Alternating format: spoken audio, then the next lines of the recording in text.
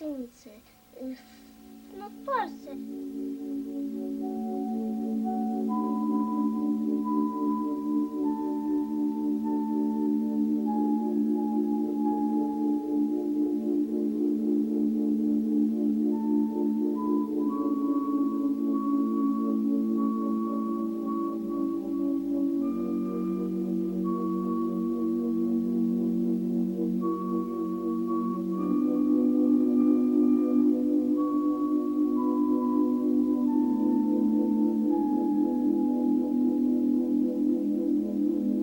Jeżeli bym ja wstydził się być Łemkiem, wstydziłbym się również być sobą, to w jakiś sposób bym unicestwiał sam siebie.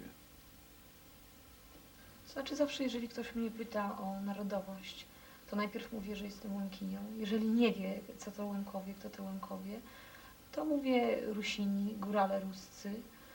I jeżeli na przykład w ankietach trzeba podporządkować się do jakiegoś narodu, do jakiegoś państwa, to na przykład najczęściej wpisuję narodowość ukraińską, dlatego że dla mnie bliżej jest jakby związanie się z narodem ukraińskim niż z narodem polskim, mimo że żyję w Polsce. Jest to dla mnie kultura bliższa. Ale zawsze w pierwszym rzędzie, jeżeli jest to możliwe, to podkreślam, że jestem góralką ruską. W tej chwili wydaje mi się, że zupełnie inne są czasy, jak ja byłam jeszcze młoda, nie? Po prostu jak moja młodość, to znaczy od 14, ja mówię już mając 14 lat, nie? Bo wtedy wyjechałam do Gorzowa i tam też raczej nie mówiło się o tym, tak jakby, może teraz jest większa demokracja, może się człowiek, tak jakby się bał powiedzieć, że jest się Łemkiem czy Rusinem. Z tym, że zawsze pamiętam nawet taki moment, że szłam do sklepu, do domu towarowego i jak kobieta była w chustce, takiej, jak to mówią, tybetówce, to zawsze mówię, o to na pewno z naszych jest, w Gorzowie. Zawsze jakoś tak podświadomie myślałam, że i taką jakąś bliskość czułam do tej osoby, nie znając jej zupełnie. Wie pan? Także to takie jakieś, i nie wiem skąd to pochodziło. Nigdy nie ukrywałam tego, że jestem Łemkinią, nigdy tego nie ukrywałam. Jeżeli ktoś się mnie pytał, kim jestem, jakiej jestem narodowości, zawsze mówiłam, że jestem Łemkiem. Często się zdarzało tak, że wiele osób nie miało po prostu nawet pojęcia, kim są Łemkowie. Nawet osoby, które mieszkają tutaj w górach,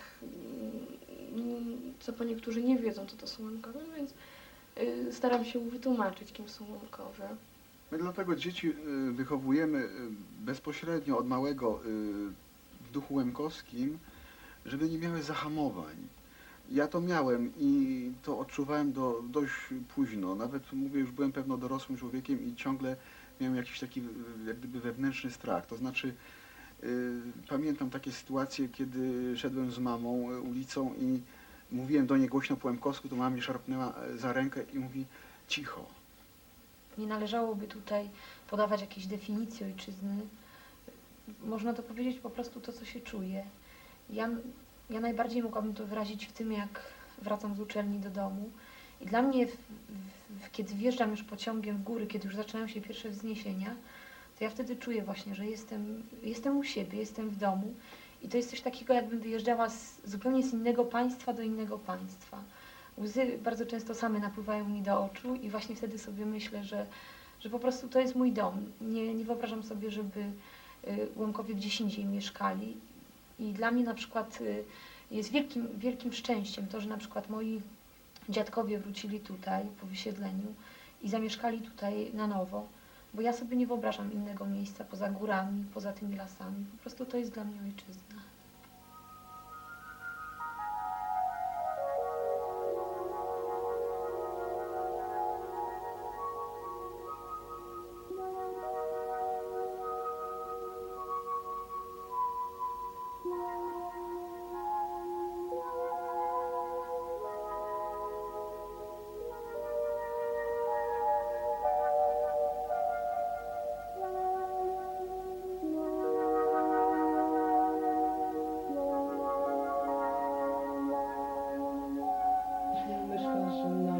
Ślązaczyńcy po prostu zaasymilowali się już tam na Dolnym Śląsku. Oni to traktują jako własny dom, jako swoją lokalną ojczyznę i rzeczywiście być może jest ta jeszcze nutka nieprzerwana tego lokalnego patriotyzmu związku z Łemkowszczyzną, z górami, ale tak jak powiedziałem, oni chyba tam też świetnie się znakomicie odnajdują. I tutaj ja widzę, że jest wielka dysproporcja między, ja pamiętam z opowiadań oczywiście, jaki był świat moich rodziców, że oni traktowali Śląsk, Dolny Śląsk jako przymus, odskocznie i zawsze ojciec mówił, a może już w przyszłym roku, może za 2 lata da się wyrwać stąd i uciec. Dlatego nie korzystali z żadnych możliwości, jakie dawało im ówczesne państwo, kwestia pożyczek na zagospodarowanie. Nie chcieli tego, bo uważali, że jutro już będą mieszkać tutaj, że będą mogli wrócić do Gładyszowa i być może dlatego, że to we mnie zostało, dlatego ja tutaj jestem. Dlatego wybrałem Gładyszów. Być może ci młodzi, być może mieli innych rodziców, tym nie żyli. I dlatego oni tam się dobrze czują. Ja pamiętam też 68 rok. Byłem wtedy niewielkim chłopcem i pamiętam te czołgi jadące autostradą na Pragę. Ojciec wtedy momentalnie wsiadł w pociąg i kupił kawałek ziemi tu w Gładyszowie, bo powiedział, że jeżeli dojdzie do nowej wojny, to on tam się nie czuł pewnie, na Śląsku. On mówił, że nie wiadomo dlaczego, ale tak się czuł wtedy, jako nie na swojej ziemi i chciał stamtąd jak najszybciej uciekać. Ja się urodziłam tam, dokładnie w miejscowości Lesznogórne w województwie zielonogórskim, koło Szprotawy. Wioska tamta była bardzo ładna, były murowane domy, poniemiecka wioska, droga asfaltowa, prąd, światło elektryczne, radio. Gdy żeśmy wrócili tutaj, rozdzielenie wyglądało tak jak obecnie, chociaż obecnie też po prostu jeszcze wiele można zarzucić tej miejscowości, bo jest troszkę zaniedbana. Ale jak tutaj nasz krajobraz wyglądał? Przede wszystkim przeraziły mnie góry, bo tam były tereny nizinne, domy pod strzechami, brak światła elektrycznego, musiałam się uczyć przy lampie naftowej.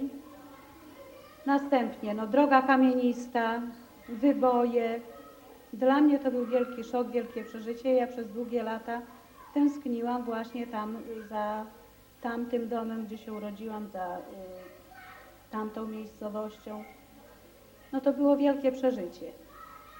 I wielekroć, bo tam moja rodzina została, kiedy się tylko nadarzała okazja, czy to podczas wakacji, czy podczas świąt Bożego Narodzenia, Wielkanocy, to musiała mamusia czy tato ze mną jechać tam, bo po prostu bardzo tęskniłam.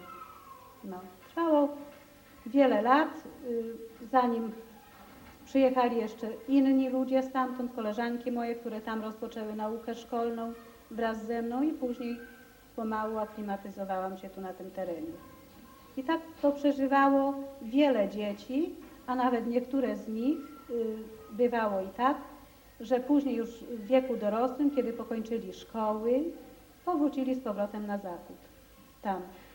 Jako uczeń szkoły podstawowej, szkoły średniej, rzeczywiście ja przyjeżdżałem tylko do Gładyszowa. To nie był powrót raczej z obowiązku, bo po prostu mama, tu mieszkała nasza babcia i przyjeżdżaliśmy, spędzaliśmy tutaj całe wakacje albo z mamą, albo z nieżyjącym już też stryjkiem. Mieszkaliśmy tutaj, tak jak powiedziałem, z siostrą bardziej z obowiązku, ale poprzez ten kontakt wakacyjny miałem możliwość poznania tej ziemi. Nie od początku ona przypadła mi do gustu, raczej czułem się bardziej wtedy jeszcze właśnie związany mocniej ze Śląskiem, tutaj z Legnicą, ale teraz sam sobie dziwię się, jak to się stało, że przyjeżdżając tam, przecież przeżyłem tam ponad 20 lat, a traktuje tą ziemię jako obcą, jako nieswoją. Wiem, że tam wyrosłem, że tam mam mnóstwo znajomych, przyjaciół, ale dziwnie się czuję. Jak pojadę w tej chwili na wakacje, jeżdżę tam. Po prostu no jakoś obco się tam czuję i chciałbym jak najszybciej wracać tutaj. Nie wiem dlaczego tak się to we mnie przemieniło, ale rzeczywiście nie umiem tego wytłumaczyć. Co Dlaczego? rok se mi roczek smutne dni nastały, Bory Karpaty lękę opuszczały.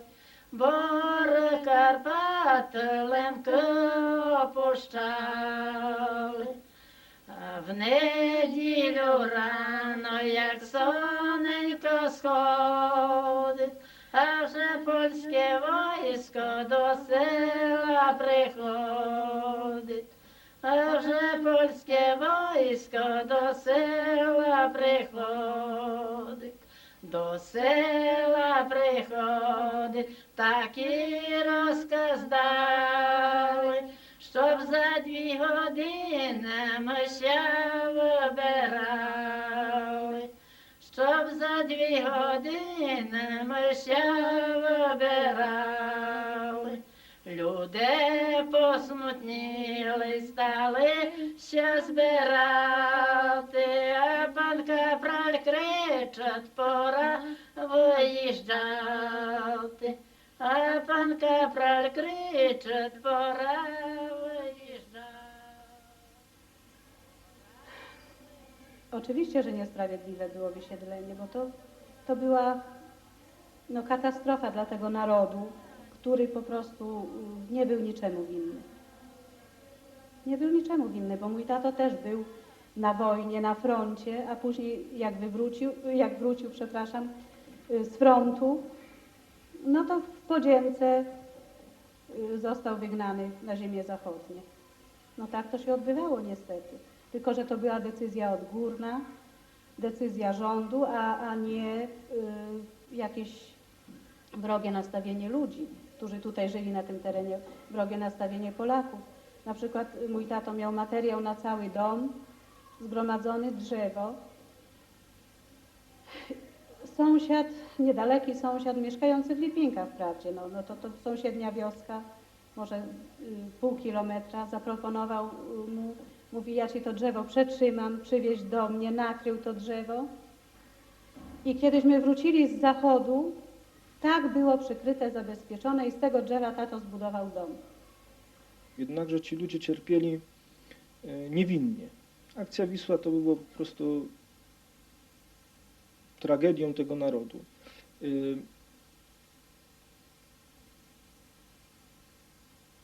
Ja myślę, że z biegiem lat ludzie będą odchodzili od ciągłego narzekania, od ciągłego wracania i tylko patrzenia na te negatywne strony.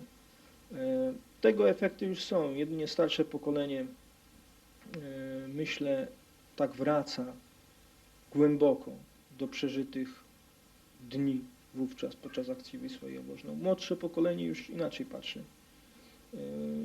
Wiadomo, ten, kto przeżył, inaczej będzie patrzył na coś niż ten, kto zna to tylko z książki czy z opowiadania. Nie za popełnione winy zostaliśmy bardzo pokarani. Mogli wysiedlić część, bo ja nie mogę o tym nawet mówić, bo ja płaczę, ja przeżyłam wysiedlenie. Więc mogli wysiedlić część, mogli wysiedlić tych, co by, ale nie wysiedlić naród tak z korzenia. Wszystkich to Łemkowie mają żal do Polaków. Nie wiem, kto to zrobił, czy to zrobili ktoś inny rękami Polaków, ale tak zrobili. I to Łemkowie będą mieli żal zawsze do Polaków. Chyba że Polacy udowodnią, że oni musieli tak zrobić. A teraz nawet mówią, że robią drugą akcję Wisła, ponieważ pozwalają wykupywać całe wsie, żeby potem ewentualnie państwo nie musiało oddać komuś. Ja w ogóle na ten temat nie mogę mówić. Już tyle było u mnie różnych studentów, którzy piszą prace magisterskie czy jakieś doktorskie. Jak zaczynają akcję Wisła, to się na tym kończy, że ja zaczynam płakać. Znaczy u Łomków właśnie można to zauważyć, że i w twórczości swojej i w ogóle w życiu codziennym bardzo często powracają do lat minionych, bardzo często powracają do akcji Wisła i o tym mówią i cały czas to żyje w narodzie. Natomiast myślę, że to pokolenie nasze, młodsze, pamięta o tym, ale tak bardzo emocjonalnie do tego nie podchodzi, bo myślę, że no nie można cały czas myśleć o tym, że po prostu zostaliśmy wysiedleni i że naród polski zrobił dla nas krzywdę, że nas wyrzucił z naszej ojczyzny. No bo tak, bo to nie można właśnie tak określać ogólnie, naród polski. I myślę, że to by nam przeszkadzało nawet w takich kontaktach, bo żyjemy w Polsce, i przeszkadzałoby nam to w takich kontaktach międzyludzkich. Ja myślę, że o tym młodzi Łemkowie o tym pamiętają i nie będą o tym zapominać. Natomiast nie będzie to na pewno aż teraz takie bardzo bolesne i będziemy po prostu starali się żyć jak najbardziej normalnie i po prostu nie wypominać nikomu tej krzywdy. Пора виїжджати, багаж ладувати, і там на стації болото складати, і там на стації болото складати.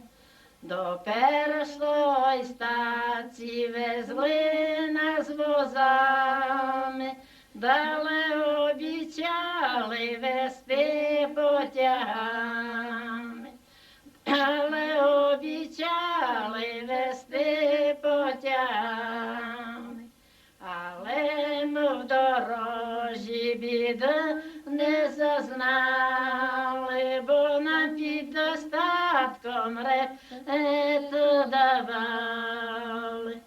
Бо нам під достатком репету давали. Ja nigdy nie doznałam jakichś tam przykrości, czy w pracy, czy wszyscy wiedzą, kim jestem i nic na ten temat. Na święta biorę zawsze wolne, urlop mi dają, bez niczego. Po świętach przychodzę, przynoszę im placki, zawsze zadowoleni są, także według mnie jak ktoś jest otwarty tak wobec innego, no to też nie ma powodu, żeby od tej drugiej osoby otrzymywał jakieś przykrości, nie? Kiedy my byliśmy dziećmi, były takie sytuacje, kiedy wolałam, żeby nie wiedzieli, że ja jestem inna, że nie jestem Polką. Nawet właściwie w wieku już dojrzałym, powiedzmy szkoły średniej, czy później będąc na studiach w gronie czysto, w środowisku czysto polskim, właściwie się z tym nigdy nie afiszowałam. Wolałam, żeby może nie dlatego, że no, zdarzały się takie sytuacje, powiedzmy jakieś, czy jakieś docinki z tego powodu. A myślę, że w tej chwili jest inaczej, chociażby dlatego, że w szkołach jest możliwość, że dzieci uczą się języka, powiedzmy, łemkowskiego czy ukraińskiego i rówieśnicy ich traktują to za coś oczywistego, coś normalnego. Jest religia, powiedzmy, prawosławna, grecko-katolicka, obok rzymskokatolickiej i myślę, że te dzieci rosną, nasze dzieci rosną w tej świadomości, że to jest normalne, oczywiste. Ja sobie mogę być Łemkiem, mogę wyznawać swoją religię, nie wstydzą się tego i nie boją się tego, a ich rówieśnicy też traktują to za coś oczywistego i myślę, że to jest bardzo ważne. Zawsze znajdzie się ktoś, kto powie coś przykrego dla kogoś drugiego. Z różnych powodów. Takim powodem może być też inność, czy narodowa, czy religijna. Parafianie tutaj w górach, tak powiem w cudzysłowie, są o tyle nieszczęśliwi, że są w mniejszości i właśnie wyznaniowej, i narodowej.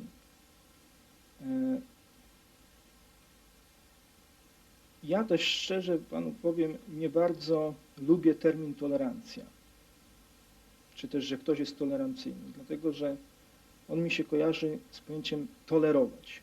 Ja bym wolał, żeby mówić o pewnej równouprawnieniu, czy pewnej zrozumieniu bliższemu na takiej zasadzie brat-siostra. I ta tolerancja, jeżeli już mówić o tolerancji, to rzeczywiście ona istnieje, z tym, że w takim moim pojęciu, że czasami przyjdzie nam jakby odczuć na sobie, że jesteśmy tolerowani, czy w mniejszym stopniu.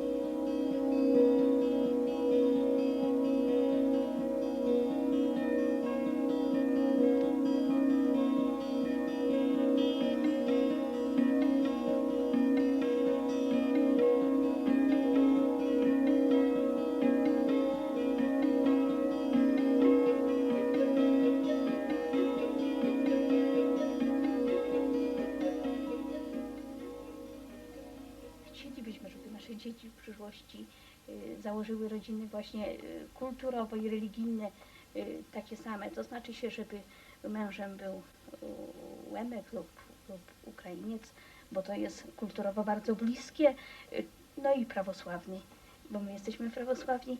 Natomiast wydaje mi się, że to w każdym narodzie jest takie dążenie do tego, żeby się zbliżać, żeby być tak ze sobą, bo w ogóle no, w małżeństwie nie jest łatwo, jak wiemy, natomiast w małżeństwie mieszanym to jest ten dodatkowy problem, że któraś strona po prostu musi iść na kompromis, a jednak życie nie jest takie proste. Co dzieci sobie zrobią nasze, jak sobie to życie poukładają, no to będzie zależało od nich. Myślę, że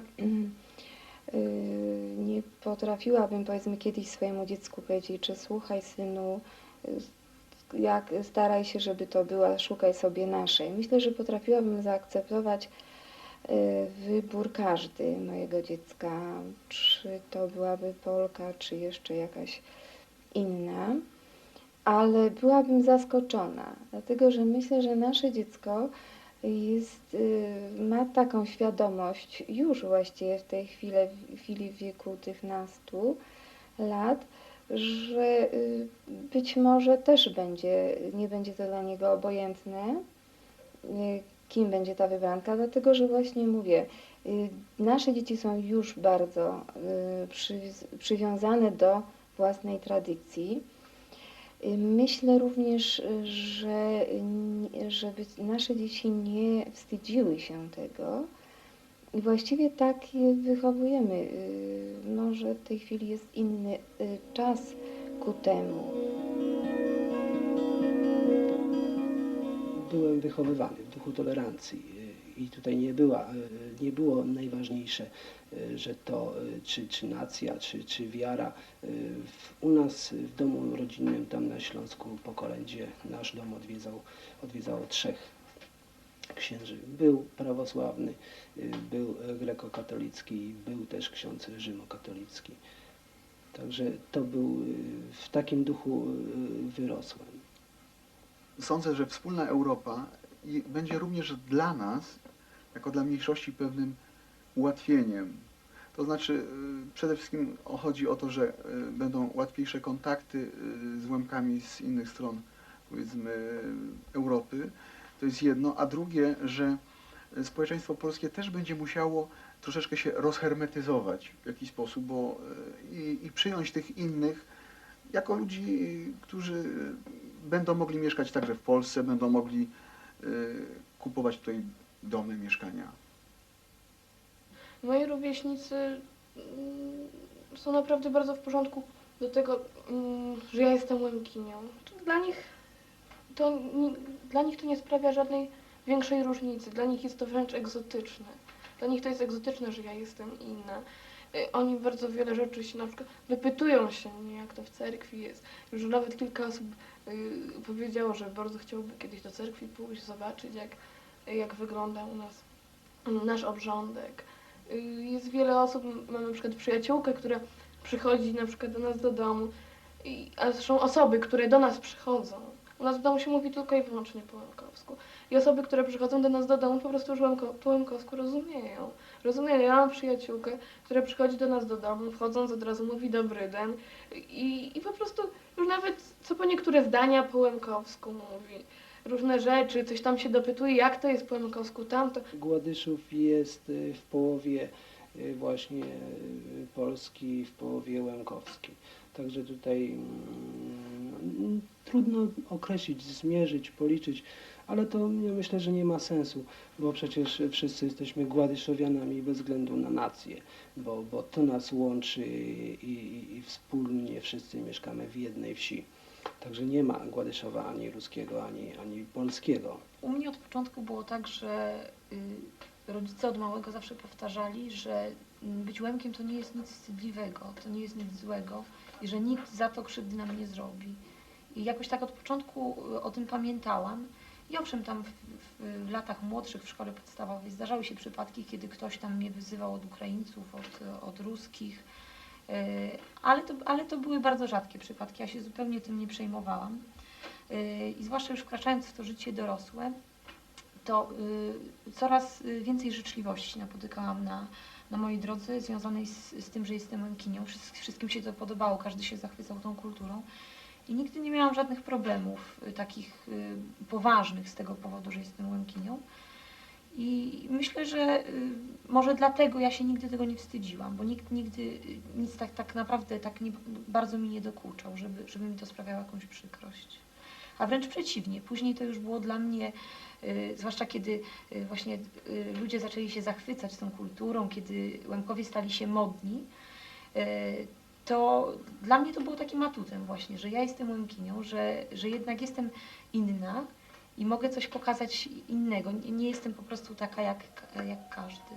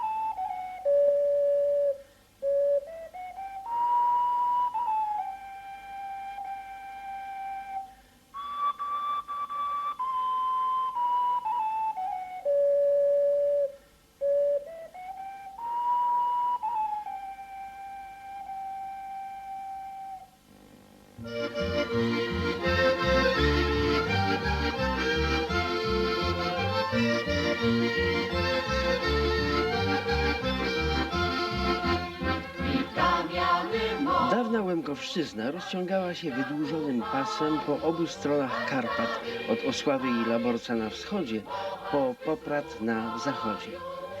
Na przestrzeni wieków na tych terenach ukształtowała się grupa etnograficzna Łemków, należąca do ukraińskiego obszaru językowego, asymilująca różne elementy etniczne sąsiadujących z nimi grup, jednocześnie posiadająca wiele własnych cech odróżniających ich od grup ukraińskich. Bardzo burzliwe były losy Łemków, często dramatyczne.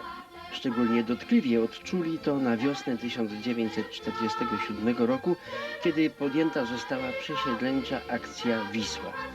Cała ludność ukraińska mieszkająca w granicach państwa polskiego przesiedlona została do województw zachodnich. Nie rozróżniano przy tym, czy wysiedlani Łemkowie uważają się za Ukraińców, czy Starorusinów. Część z nich powróciła w te strony. W 1972 roku we wsi Mokre powstał folklorystyczny zespół Osławiany. W naszym repertuarze Oprócz piosenek i tańców łemkowskich, czyli z tego regionu, również mamy piosenki bojkowskie, huculskie, zakarpackie, również z centralnej Ukrainy i to również dotyczy się właśnie tańców. Są to tańce karpackie, zakarpackie, huculskie, jak również z centralnej Ukrainy, ołtawskie. Jeżeli chodzi o repertuar, który jest z naszego regionu, to częściowo z różnych materiałów, a częściowo po prostu z przekazów osób, które pamiętają właśnie piosenki, pamiętają tańce. Natomiast jeżeli chodzi o repertuar ten szerszy, to korzystaliśmy z materiałów wydawanych na Ukrainie, w Stanach Zjednoczonych, jak również konsultowaliśmy się z choreografami, z instruktorami z Ukrainy i w ten sposób właśnie powstał taki program zespołu.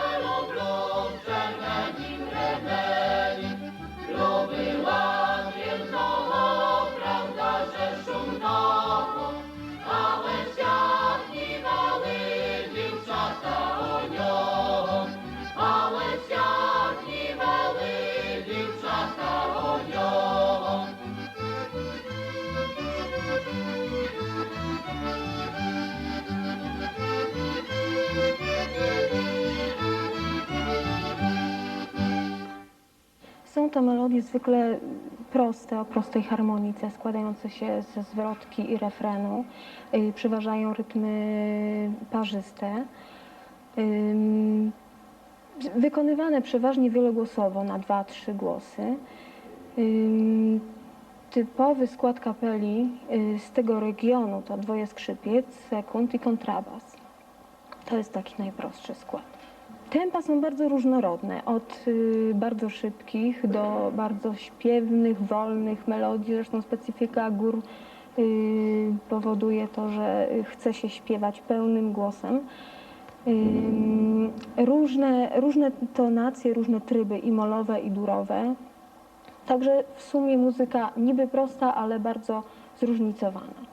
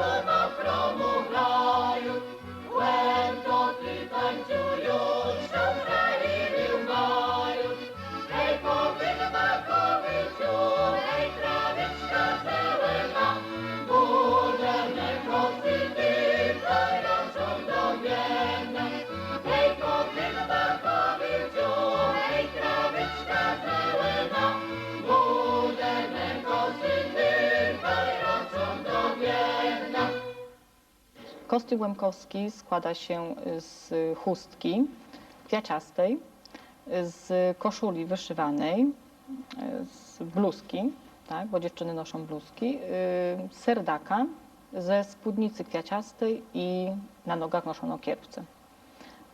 Typowe kolory to czerwień, czerń, żółty, pomarańczowy. Staramy się utrzymywać tradycyjne stroje, tylko oczywiście problem jest z kupnem takiego odpowiedniego materiału, odpowiedniego wzoru, ale staramy się podtrzymywać tradycję.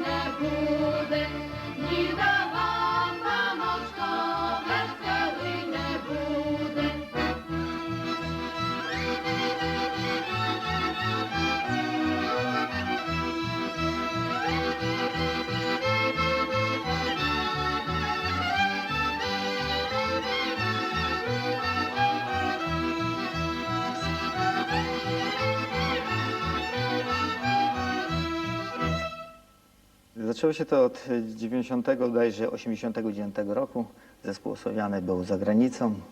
Część zespołu, większa część członków zespołu nie wróciła.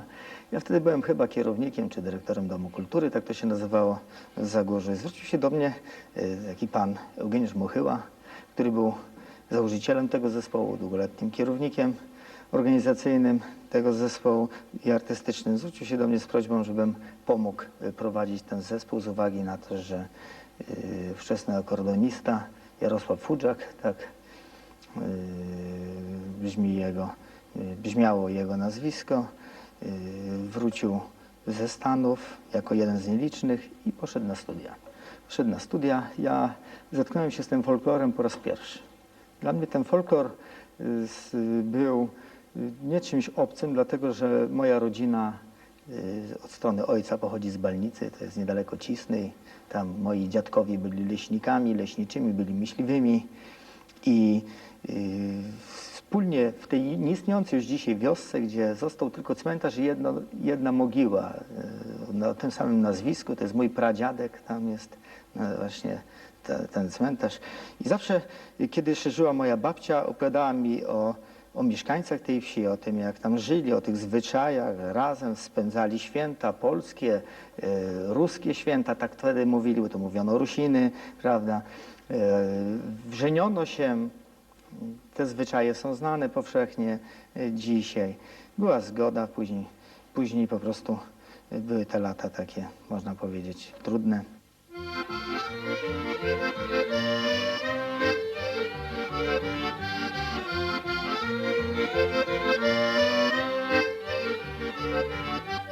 Парубочок, як дубочок, парубочка ніна, а як візьме дівчата, як ті покоління. Гоя, гоя, гой, парубочка ніна, гоя, гоя, гой, дівці покоління.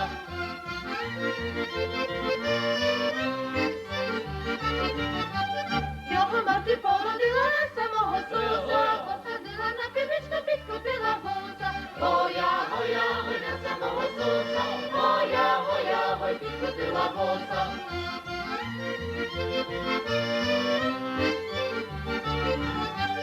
Ой, сидить коло мене, та й гати немає, сам він мене не цінує, другому не дає. Гоя, гоя, гой, та й гати немає, гоя, гоя, гой, другому не дає.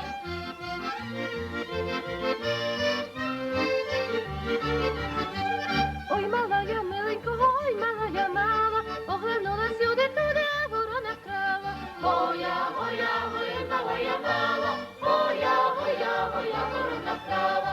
Гоя, гоя, гой, мала я мала, гоя, гоя, гой, а ворона крала.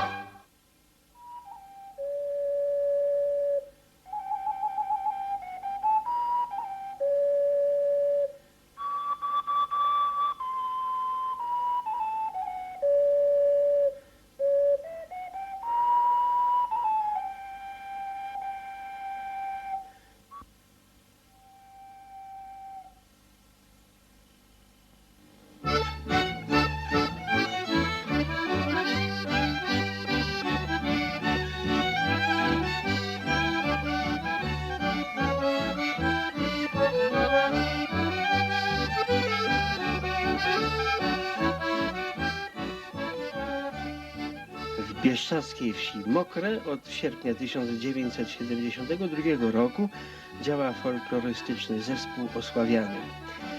Jego założycielem był Eugeniusz Mochyła. Na repertuar zespołu składają się ukraińskie pieśnie i tańce, w tym łemkowskie, bojkowskie, huculskie i zakarpackie.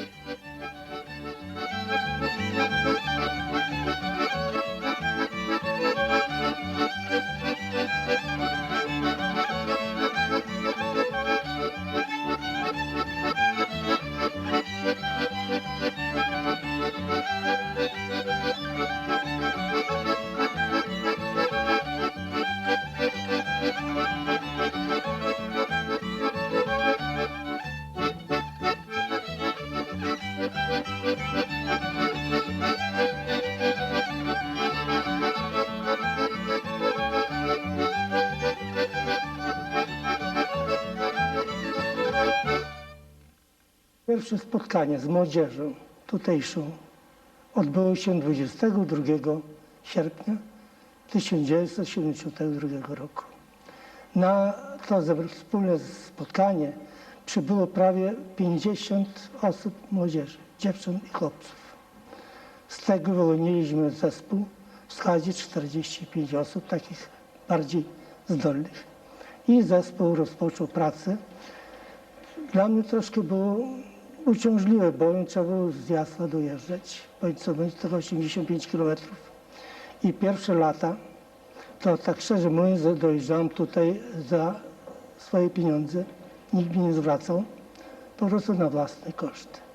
Ale warte to było, dlatego że zespół naprawdę zaczął się rozwijać i zaczął pracować.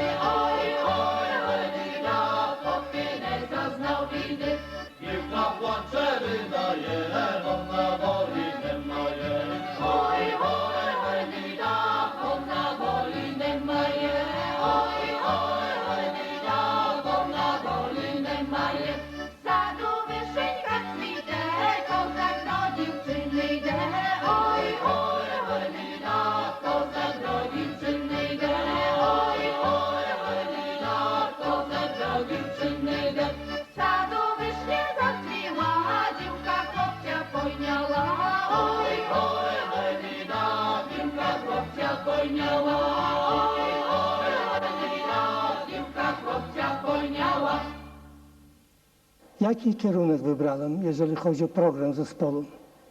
A żeby tutaj ten zespół reprezentował, jakby powiedzieć, folklor gór. Szczególnie folklor gór. Znaczy folklor lękowski, folklor bojkowski, folklor huculski. Naturalnie nie mogliśmy też zapominać ogólnie o folklorze ukraińskim, prawda?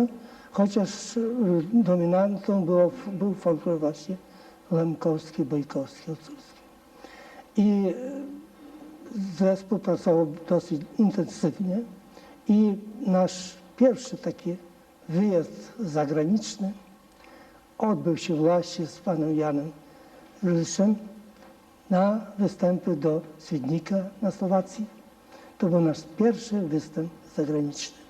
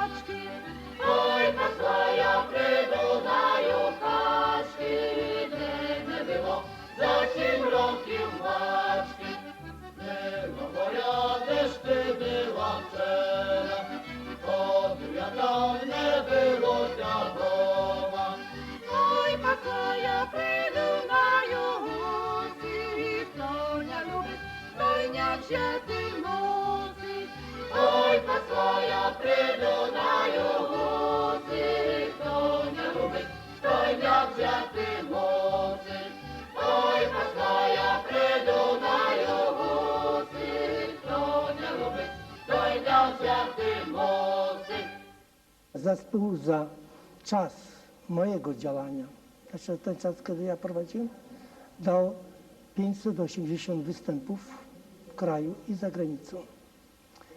Odbyliśmy turniej artystyczny po Stanach Zjednoczonych, Kanadzie w 1989 roku. To był miesiąc kwiecień.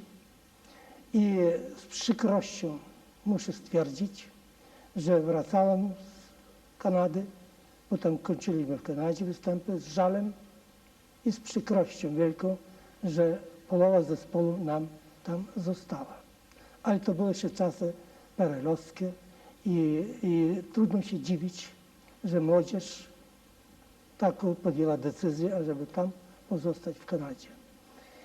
I po prostu tak samo oprócz wyjazdu tournée po Kanadzie i Ameryce występowaliśmy 9-krotnie na Słowacji, występowaliśmy 8-krotnie na Ukrainie, szczególnie tereny takie jak Tarnopol i rejon tarnopolski, województwo lwowskie całe, no i występowaliśmy również w Niemczech. I co muszę podkreślić, że nasz zespół naprawdę wziął bardzo dużo udziału w różnych imprezach czysto polskich.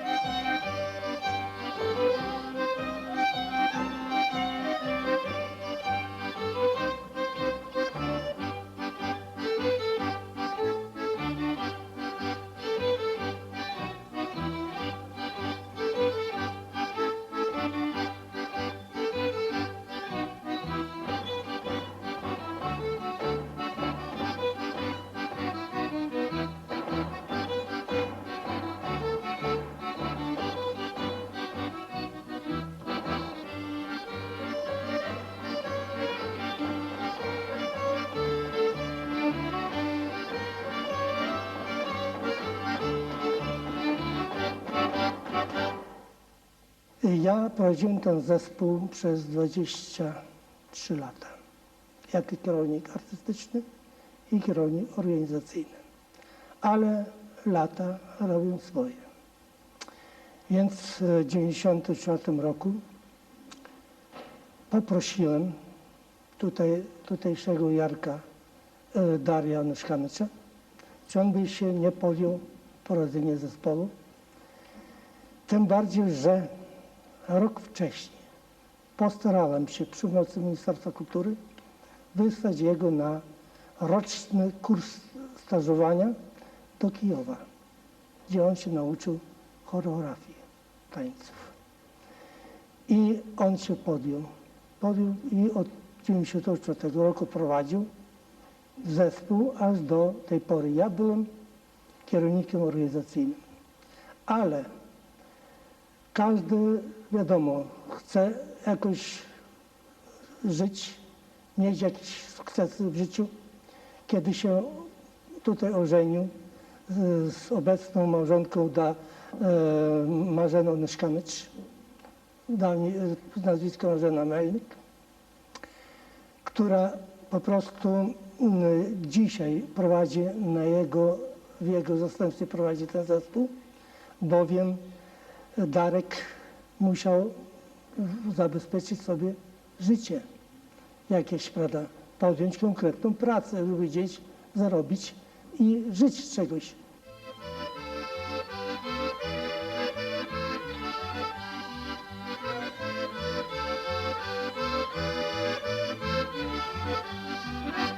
Podejdziemy były całe siła moły,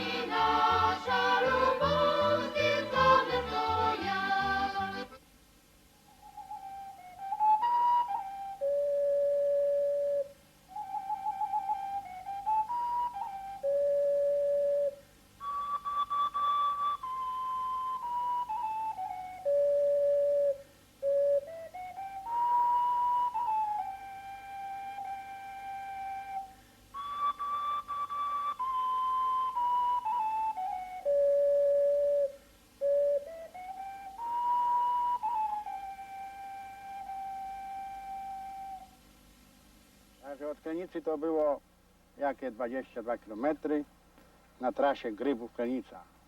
To była nasza wioska, Florynka się nazywała. I my graniczyli normalnie po prostu już z polskimi wsiami. Następna wioska to już nazwała Kinclowa, Biała, Niźnia, Biała, Wyźnia i później był Grybów. Ja to dobrze pamiętam, jak to było wysiedlenie. Było tak, że na przykład najpierw było ogłoszone, ulotki były puszczane na terenie tej południowo-wschodniej Polski, nie? Że ta ludność ukraińska znaczy ma być wysiedlona. Ludzie nie wierzyli, że tam gdzieś może ze wschodu, tam gdzieś nie będę wysiedlać, nie? No, a później się okazało, że za porządkiem wioski wysiedlali. Myśleli, że kurde, tak jak Niemcy z Żydami robili. Jak tak już nas tam prześladowano, znaczy już takie było, że tam banda UPA, że banderowcy, że te, że łego, tu współpracują, to pomagają, to tego. Bo kto wiedział, nie? Same żniwa nas wygnać, nie? To wyglądało dobrze, nie? Jakie przestępstwo nasze było? To już miała 20 lat, to pamiętam. No. To tak wyglądało. I został ja i idź, nie? Do wagonu, no co tam dużo do tego wagonu na Wrocławiu? Tak. To coście wzięli? No to co my wzięli? Wzięli jeszcze i krowy wzięli i tato konia wziął, dwie krowy wzięli i tato konia wziął, no i wóz tak układali, no i to łóżka to wszystko się zbrało, bo co? Bo nie wiesz na co idziesz, nie? Żeby tam zostawił. Raz nas do Muszyny wygnali, później z Muszyny jednych do Rosji, drugich obradzali z powrotem do domu. Matko Boska, to było nasze życie, ale powiem winni byli. Co? No co? I za co? I za co? No takie my mieli grzechy, że my się nazywali Węmkowie czy Ukraińcy jak ogólnie, nie? To były te grzechy.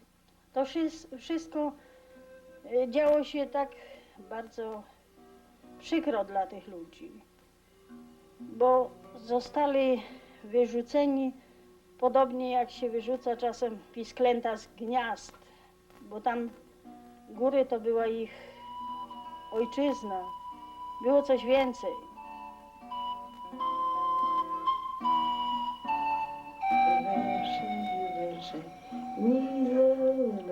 Miłesze, już mi tak nie bude, już mi tak nie bude, jak mi było pierwsze.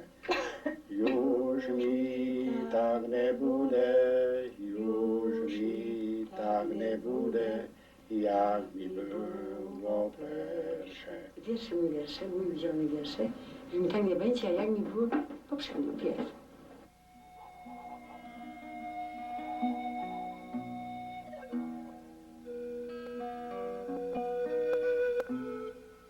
A tu nie masz nic. Ni kartofelki, ni zboża, nie masz nic, nie? Ni dla krowy, ni dla konia, ni dla niczego. I tak, i chodzili na zarobek wszystkie, żeby coś zarobić kartofli. Powiedz pan, i co my na tym świecie użyli? Bo żebyśmy byli w swoich stronach, to już był człowiek zagospodarowany, nie? Ja, a tu przyszło, to trzeba było wszystko kupować. No. Tak, jeszcze później tato poszli na łąki kosić trawę, tam były niewypały, nakładli na drodze ognia i dostał wybuch, złamało tu kość, tato do szpitala, brat wlazł na wysokie napięcie i później wzięli do szpitala, odcięli rękę, bo żeby chociaż potąd odcięli, nie? To jeszcze jakoś. I patrz pan, i męczy się bez ręki całe. I tyle my się, panie, dorobili, tak nas doprowadzili nasze te rządy w ten czas. I powiedz pan, i użyliśmy dobroci, nie?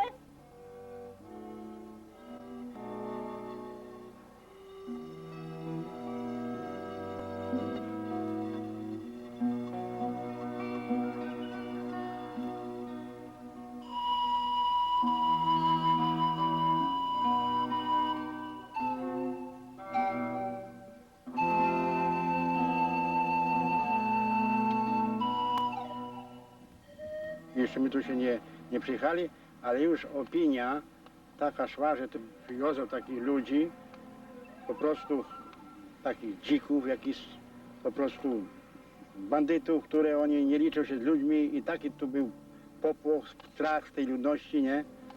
w niektórych miejscach tak było, że ludność miejscowa spała z siekierami, z łomami, bo czy te jakieś te naprawdę nie będą zabijać, rabować czy tam co.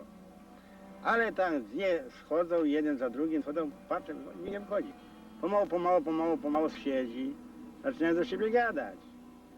I widzą, że to ludzie, normalne ludzie.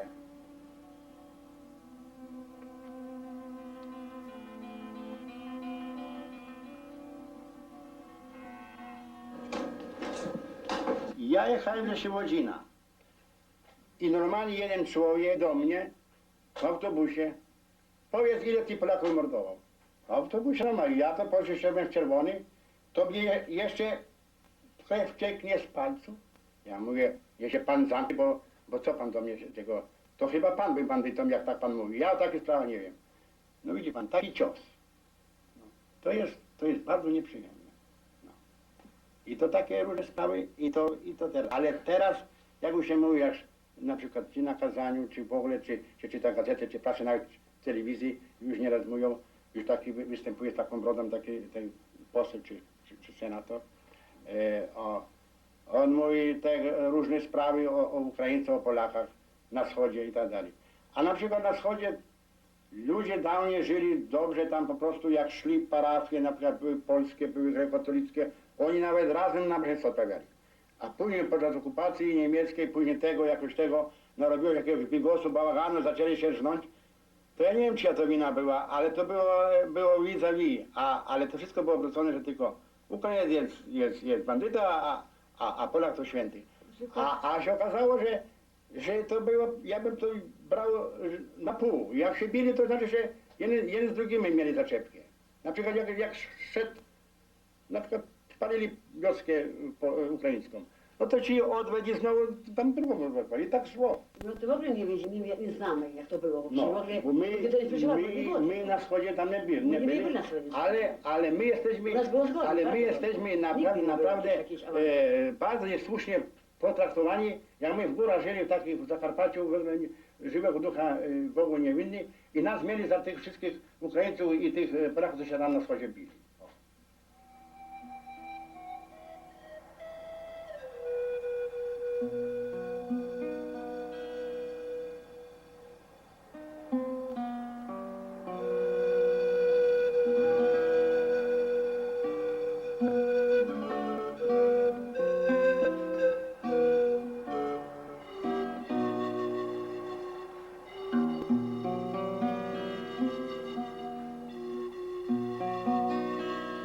Taka fama właśnie chodziła, nie, że Łemek, nie, to właśnie coś było takiego obraźliwego, czy coś w tym rodzaju, nie? Może sami I się... ja sam tak uważałem, nie? O, Łemek tego, nie? Że też słyszałem, że niby po prostu związki zawierają między sobą tylko, nie? A to wcale nie jest prawda. Tyle lat razem żyją i szanują się, pomagają sobie jak trzeba. 8 miesięcy w obozie tym, no i tak dostał pozwola do Kanady. Teraz moja żona błogosławi i całuje swojego syna, teraz ja, synową i swojego syna. Na emigracji ludzie żyją, że tam Polak jak rozmawia z Ukraińcem, to oni się rozumieją. Polak mówi po polsku, Ukraińc po ukraińsku, oni się rozumieją. Rozumieją się. A tu jak się mówi do Polaka po naszemu, to on nie rozumie, to może gorsze od niego jak angielski jest. Ale on rozumie tylko, że niech to rozumie, bo to jest ten język jest obrzydzony i po prostu, jakby to powiedzieć, no zbrodniczy język, także Ukraińc to jest coś gorszego. A dopiero teraz, dzięki Bogu, jakoś tak nam udaje, że to przychodzi inna strona medalu. Tu trzeba mocno podkreślić, że była to grupa ludzi prześladowanych no, do roku, powiedzmy sobie, 70 i dłużej. Przecież ja pamiętam tutaj w roku 85 była sprawa takiej, powiedzmy sobie, awantury pomiędzy Rzymo a grekokatolikami o Kościół. Dostali zgodę na mszę od biskupa rzymskokatolickiego z Gorzowa na mszę raz w miesiącu. Mimo swego pozwolenia zorganizowali się na 2 razy w miesiącu. I to nie zostało zaakceptowane przez społeczność tu pożadła tej połowy ludności katolickiej. nie zostało zaakceptowane na tyle, to była sprawa przed wyborami i włączyła się nawet w to już ówczesna Służba Bezpieczeństwa do tej, powiem sobie, awantury takiej, którą no, ja między innymi w jakiś sposób przyczyniłem się do pogodzenia tychże ludzi, jako zadając pytanie jednej i drugiej grupie, czy budowali Kościół. Jeżeli nie, to każdy na to składał się, aby ten Kościół funkcjonował. Nie można zabraniać jednemu przez drugiego uczestnictwa w ich obrzędach.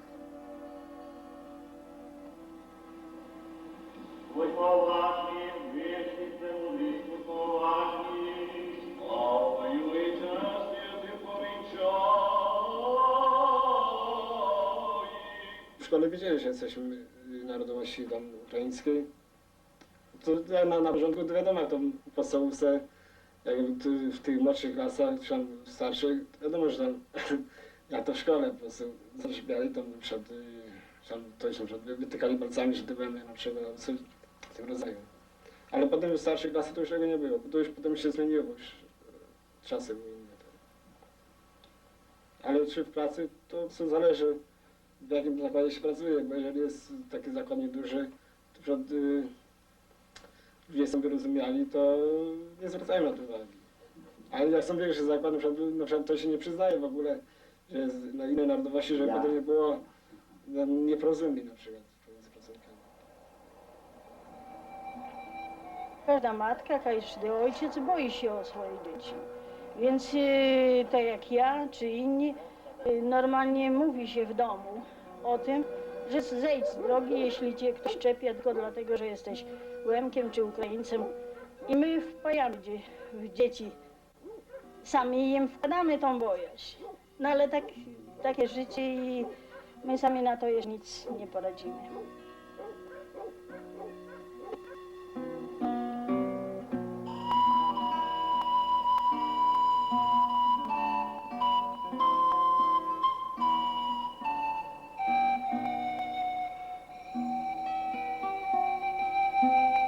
Tu my to orali, przewracali to ziemię, ale to piachy, to są piachy. Nie można porównać do tych ziem, tam gdzie my zostawili, na Podkarpacie, bo tam też były różne tereny. Mieliśmy nawet takiej ziemi, jakieś 3 hektary, pierwsza a tutaj 6. klasa.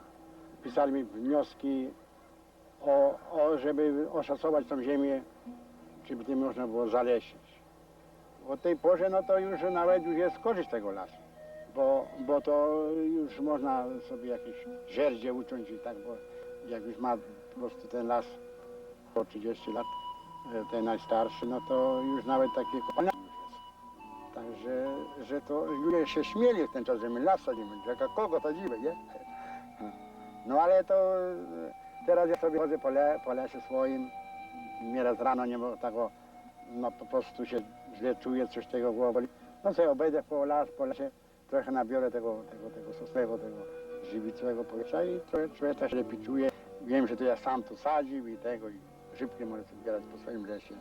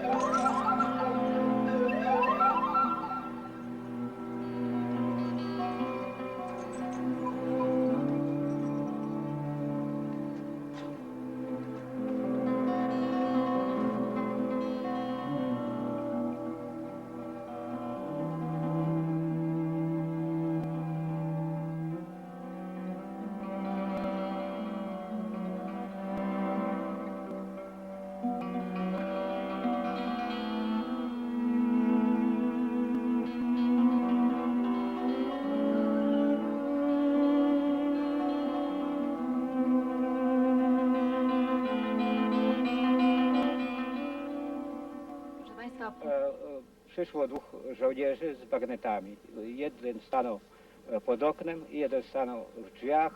No i przyszli i powiedzieli, za 2 godziny macie się wynieść. ojciec zaprzątnął krowy, no i pakowaliśmy, co wlazło na ten wózek, prawda.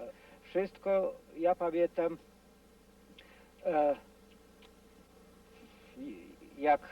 jak te krowy nie mogły uciągnąć tego wozu, jak wieś długa i szeroka, jak się to wszystko zjeżdżało do głównej drogi, po prostu ludzie biją to bydło, pchają, krzyczą po prostu. Ja to bardzo przeżyłem. Pamiętam, jak odjechaliśmy kawałek od domu, jak matka do mnie mówi: Jarosław, weź wróćcie, bo tam zapomniałem jakąś maść, a coś w drodze może się przytrafić, żeby...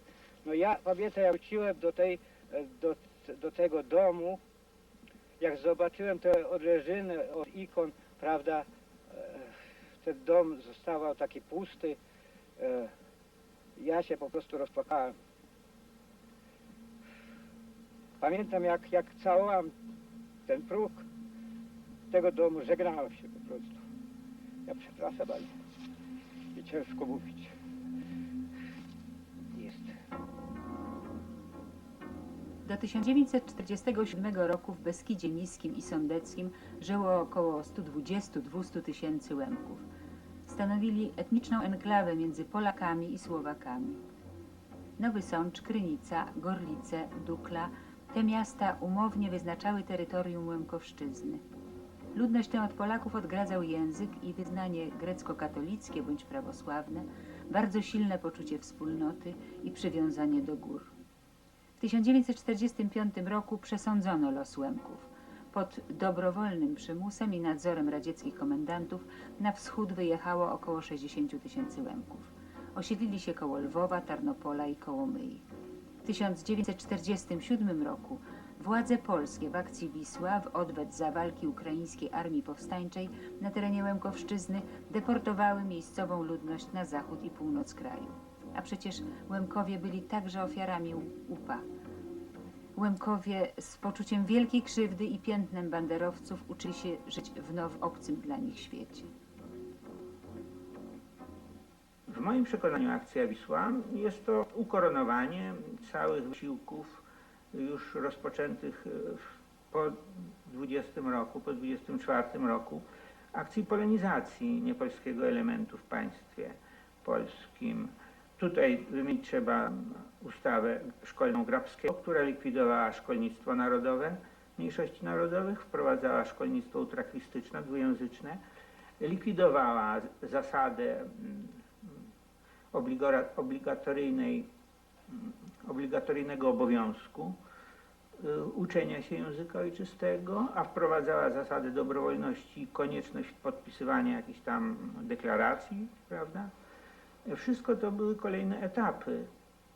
Takim następnym etapem to była polityka ministra Pierackiego, którą ładnie przedstawia profesor Zieliński, wrocławski historyk, na temat akcji separatyzmu szerzonej wśród społeczności ukraińskiej, wśród Łemków, Bojków, Hucułów. Była to polityka wyraźnie divide et impera, aby fragmentami, kawałkami łatwiej przeprowadzić akcję wynaradawiania. Co dzisiaj panom pozwala czuć się Łemkiem? Jakie wartości określają was jako Łemków? Bo już nie ziemia, bo już nie tradycja ta związana z życiem w gromadzie, bo to zostało jakby podcięte. Co dzisiaj powoduje, co dzisiaj poświadcza, że jesteście Łemkami? To, co otrzymaliśmy z domu, co wynieśliśmy z domu, to, co przekazał mi ojciec, dziadek, babka i nie tylko to, bo o nas Łemkach mówi się jako o pastuchach.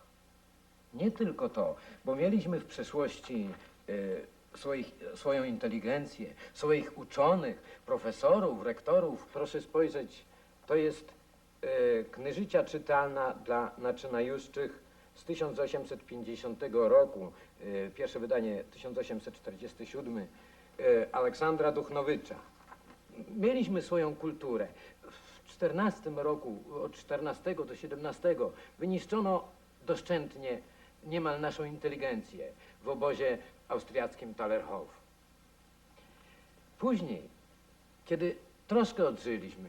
Przyszedł rok 45, 47. Chcemy to zachować, bowiem korzenie mamy. Jest pan również poetą i sam pan pisze wiersze. Czy moglibyśmy usłyszeć dźwięk mowy łemkowskiej? Najgorsze to, że ja jakoś nie bardzo umiem czytać swoje wiersze. Nicz zajdziesz, soneczko, za horu daleku, nicz wozmesz ze sobą klicz предвечірній лелеків, блисний мій іще. Виплетай квіття на землі рідні, рід мій свобідним вигрій, і аж так зайд. А я уж радости безмір возьму на плечі, ноги за тобом повлечу до змерку. W Zjednoczeniu Łemków w statucie jest nauka języka ukraińskiego. A u nas jest łemkowski. W naszym statucie jest nauka języka łemkowskiego, więc różnica istotna. I jest kwestionowane jednocześnie, jakiż to jest język. Bardzo proszę, muszę panu udzielić teraz głosu, żeby było Proszę Państwa, sprawiedliwe. jeżeli chodzi o zjednoczenie Lemków, stoi na stanowisku, że Lemkowie to jest etnograficzna grupa ukraińskiego narodu, tak jak Bojkowie czy Huculi, prawda? I uważamy, że kiedyś była, później Kijowska Ruś, czy Halicka Ruś, czy by powiedzieć Czerwona, czy Biała Ruś, w końcu i Karpacka Ruś była. Już tego nie ma. Tą nazwę zastąpiło, prawda, nazwa Ukrainiec, ukraiński i tak dalej. Na przykład jest tu świadectwo, moje osobiste świadectwo z 25 roku. No. Otóż, co tu się na nim pisze?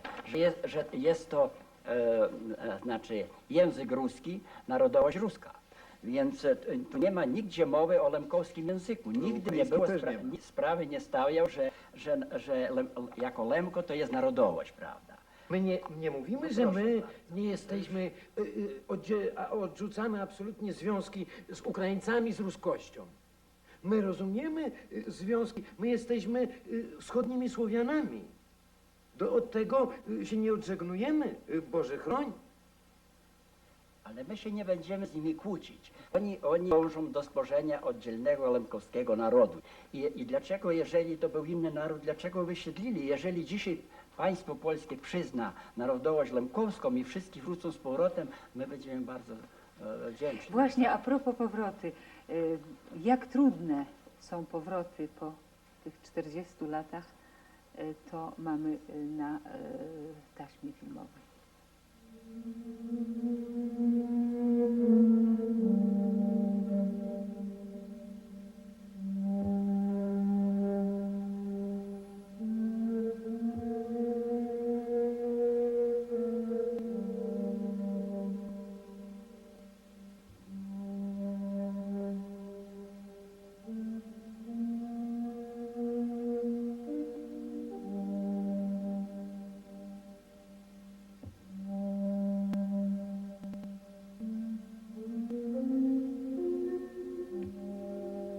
Urodziłam się na zachodzie, na ziemiach zachodnich, ale dusza moja mieszkała tutaj w górach i postanowiliśmy, że wrócimy tutaj, zresztą cała rodzina.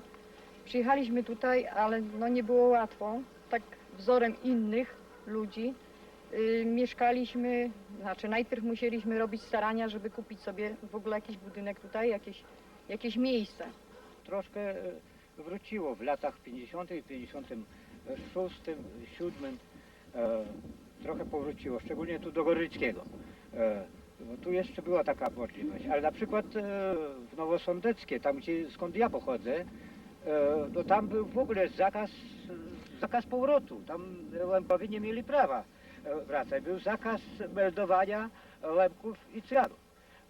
Po prostu. Na przykład, no, gdzie ja miałem wracać, jak w mojej wsi na przykład gospodarstwo matki było zajęte przez osadnika. Gospodarstwo ojca też było zajęte przez osadnika. No dużo rodzin przyjeżdżało tutaj i z małymi dziećmi koczowali, mieszkali. Niektórzy mieli jeszcze gorsze warunki, bo przyjeżdżali, chcieli koniecznie być na swoim, także że przyjeżdżali w szałasach, mieszkali gdzieś tam pod jakimś drzewem, póki nie wybudowali sobie jakiegoś domu. No my wróciliśmy tutaj, bo akurat tak nadarzyła się okazja, że wydało się nam, że będzie tutaj łatwiej. Znaczy, ale już w pierwszej chwili napotykaliśmy na takie olbrzymie trudności, że już odechciewało się wszystkiego, tego powrotu, już człowiek miał tego wszystkiego dosyć. Tego chodzenia ciągle po tych urzędach, dopominania się o to, żeby kupić coś w ogóle, bo no, niełaskawie patrzono na tych, którzy wracali i człowiek musiał naprawdę dużo zdrowia, dużo jakiegoś takiego samozaparcia, dużo jakiejś siły, żeby w końcu pokonać te wszystkie trudności i żeby jednak tutaj mieszkać. No jest wielka krzywda, bo żeby choć te lasy teraz oddali już.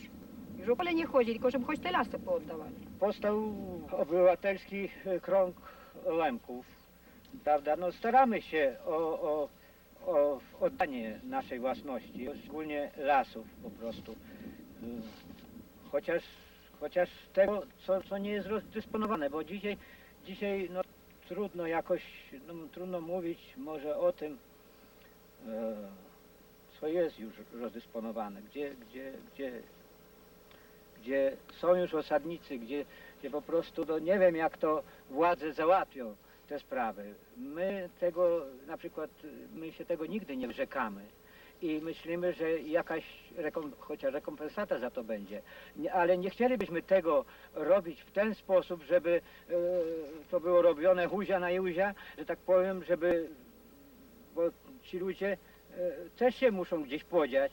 Choć uważam, że nikt się na kamieniu nie urodził. Jeśli skądś przyszedł, no to, prawda, to ma też jakieś prawo powrotu na swoje. Tak samo i my. No, staramy się o oddanie nam naszej majątności. Przede wszystkim po prostu o zlikwidowanie po prostu jakoś, żeby Sejm po prostu wreszcie uchwalił i anulował ten dekret z 1949 roku, prawda, który upaństwawiał wszystkie nasze majątności, prawda.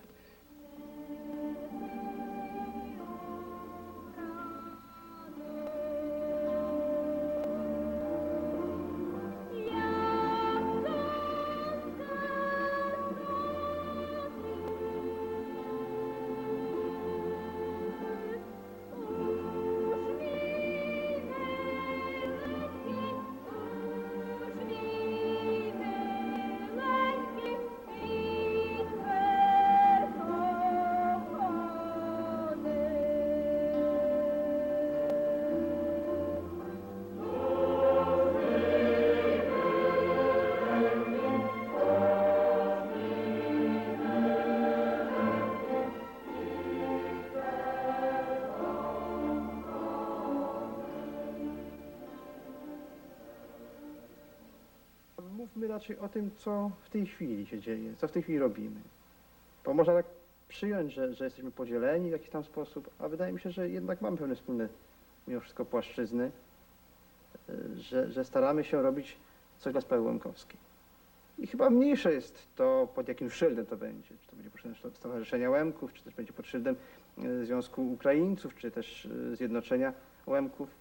Bo chyba by się jakieś wspólne rzeczy znalazły. Ja myślę, że jest tu, prawda, jest okazja, żeby tu przed kamerami telewizji polskiej powiedzieć o tym. Ja mogę mówić, robimy, ponieważ jest to ważne jako stowarzyszenie, chociaż działałem bardzo krótko, działałem 1,5 roku. Różne były opinie na temat tego stowarzyszenia, ale jednak jakieś tam są wymiary, jakieś są wymierne formy jego działalności. Bo nasze nadrzędne cele są bardzo proste. Ratować to, co jest łemkowskie i rozszerzać, budować. A więc wydajemy Besidę. Jest to taki nasz kwartalnik. Nie wiem, teraz skala. Tak, bardzo proszę. Wydaliśmy do tej pory 3 numery. Jest jeden podwójny. Niebawem z okazji naszego pierwszego kongresu ukaże się 2. numer. Tytuł tego jest bardzo znamienny w numerze informacyjnym. Lem Adzymka, ale swoja.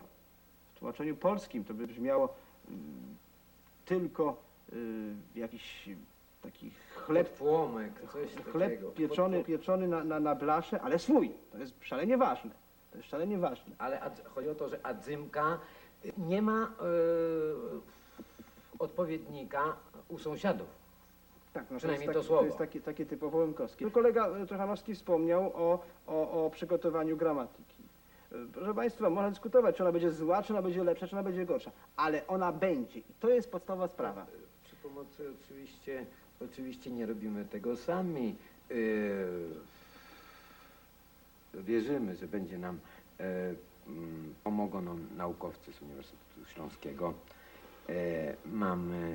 Mamy związki. Później pani Helena Duć robi słownik języka pod kierunkiem profesora Witkowskiego. Tą antologię chcemy wydać słownik polsko-łemkowski i łemkowsko-polski. I na to zapotrzebowanie jest bardzo duże, co ciekawe. I ja bym tu chciał jeszcze powiedzieć o jednej sprawie, mianowicie tutaj była mowa o różnego rodzaju, prawda, formach działalności, ale nie zapominajmy o lemkijskiej watrze, a właściwie dwóch watrach. Pierwsza watra, to jest tak nazwijmy to centralna, aczkolwiek później w sumie chronologicznie która się rozpoczęła, to jest impreza, która no, sprowadza niczym Mekka dla Arabów tysiące ludzi z całej Polski, nie tylko Polski, bo również i z Ukrainy. W tym roku dość dużo było ludzi z tamtego terenu i ze Słowacji, i ze Stanów Zjednoczonych, bo jak w Łemkowie naród jest szalenie rozproszony po świecie. I tutaj właśnie w studiu mamy jednego z ojców chrzestnych, pana Trachanowskiego, właśnie Piotra Trachanowskiego, który oprócz razem ze spółki z Władkiem Hrabanem tę watę rozpalili. Jej charakter, to trzeba przyznać ze smutkiem, troszkę się zmienia. To znaczy miała być to wata czysto łemkowska, lemkijska. W tej chwili zaczyna nabierać charakteru bardziej imprezy politycznej, a nie kulturalnej.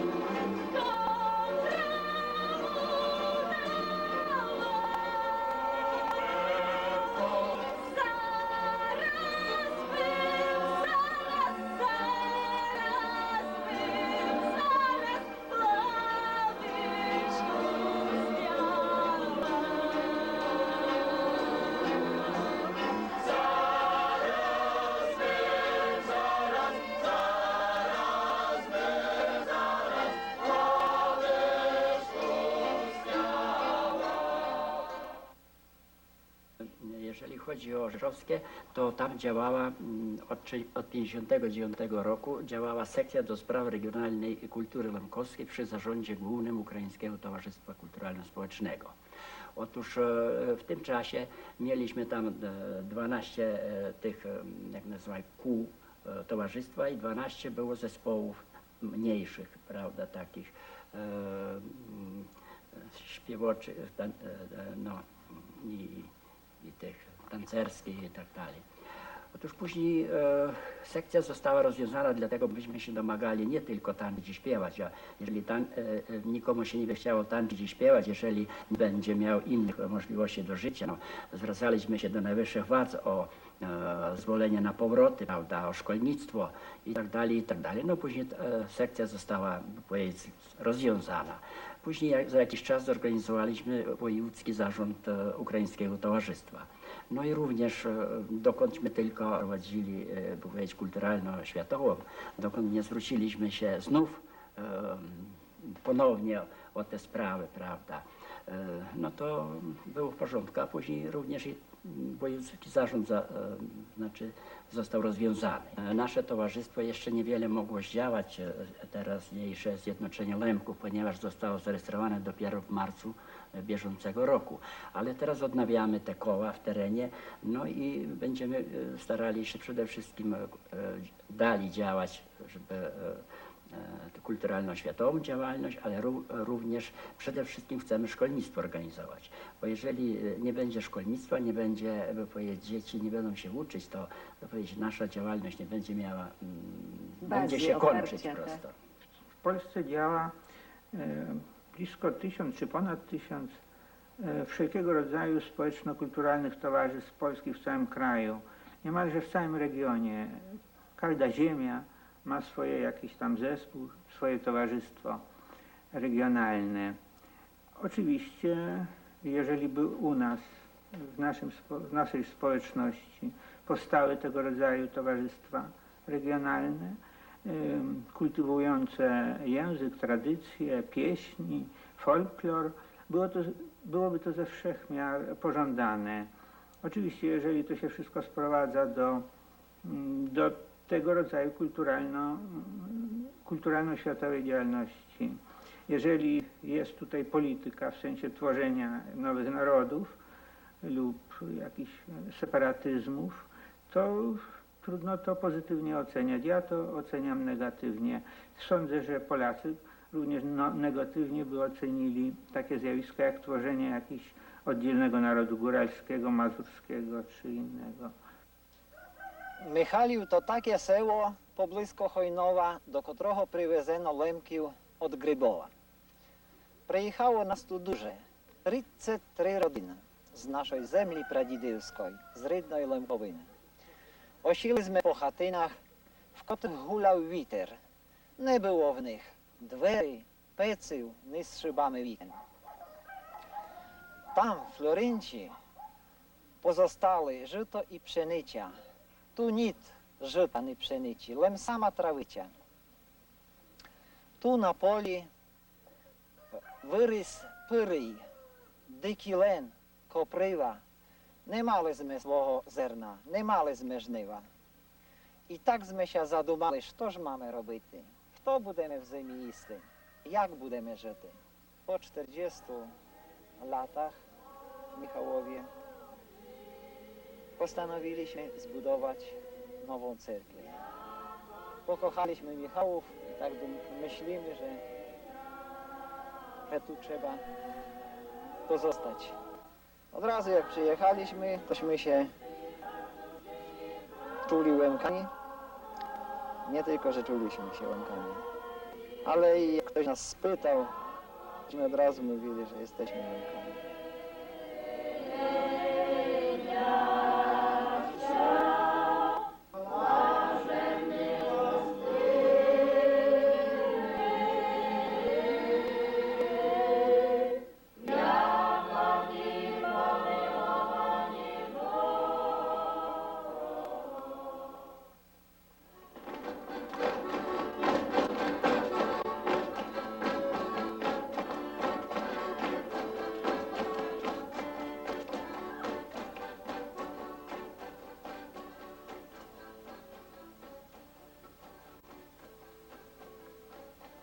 Zagrożeniem dla Łemków w tej chwili jest, użyję dosyć mocnego słowa, polonizacja. I naszym zadaniem jest przede wszystkim niedopuszczenie do polonizacji Łemków, a więc do całkowitej asymilacji, a co za tym idzie również do tego, że Łemkowie znikną z mapy kulturalnej naszego kraju. A sądzę, że jeżeli postaramy się zachować naszą specyfikę regionalną, etnograficzną, w ten sposób wzbogacimy kulturę zarówno polską, jak i kulturę ukraińską, a poprzez to chyba kulturę europejską w ogóle. Pan jeszcze coś chciał dopowiedzieć? Tak, zgadzam się z kolegą, że nie można być skrajnym w tych przypadkach, ponieważ kultura łemkowska niewątpliwie przynależy do kultury wschodniosłowiańskiej, czy mówiąc bardziej ogólnie, używając takiego słowa ruskiej. Dlatego też nie można się odciąć od tego korzenia. Jest to korzeń, z którego przez wiele wieków Łemkowie wciąż czerpali i musimy wciąż jeszcze czerpać, ponieważ praktycznie odcięcie się skazuje nas na zagładę. W związku z tym, że w tej chwili od roku ubiegłego w społeczności łemkowskiej doszło do pewnego rozłamu. Może ten rozłam istnieje bardzo dawno już. I niejako odzwierciedleniem, nie może rozłamu, ale jakichś podziałów co do pochodzenia Łemków powstały dwie różne orientacje. W związku z tym postanowiliśmy zadać niejako kłam tym podziałom i w związku z tym postanowiliśmy powołać grupę, która będzie zrzeszać młodzież zarówno orientacji, powiedzmy, tej łemkowskiej separatystycznej i łemkowskiej ukraińskiej, jak również młodzież zarówno z cerkwi prawosławnej, jak i cerkwi grecko-katolickiej. Zespół ten ma w jakiś sposób tych ludzi je zrzeszać, przyciągać do kultury łemkowskiej, tej specyficznej kultury Karpat.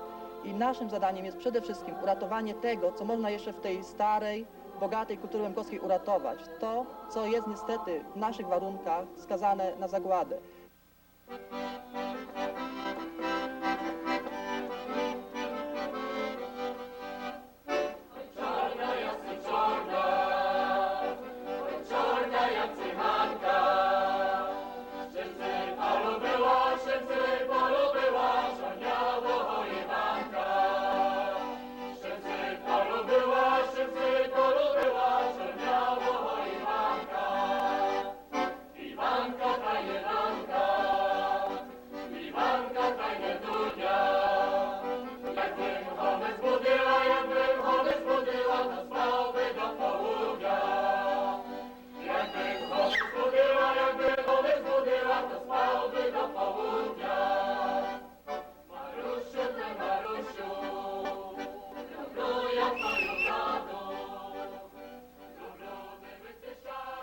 Były w jednym końcu ludzie, w drugim końcu bydło. I tak się ciągaliśmy. Wtedy pamiętam, strasznie deszcz lał. Myśmy tak jechali do tej Śnietnicy, tam tymi wozami. To była tragedia, to lepiej nie wspominać ten czas. Tu z dziada, pradziada, jak już tu cerkiewka w XVI wieku już tu była stawiana, no to ile tu pokoleń było. I na raz trzeba było opuszczać bez niczego. To było zaplanowane tym stalinowskim systemem, bo w 1945 roku jeszcze tu niczego nie było, żadnej upani, kto nikt nie chodził, a już delegaci mówili, ojciec zawsze to powtarzał, że ich tego prowokowali, że na wschód jechali, że jaki tam dobrobyt, jakie to co. A mówi, że a nie pojedziesz na wschód, to polecisz na zapad. To już wtedy było zaplanowane, co z nami mają zrobić. Teraz nie można patrzeć, jak to się wszystko marnuje.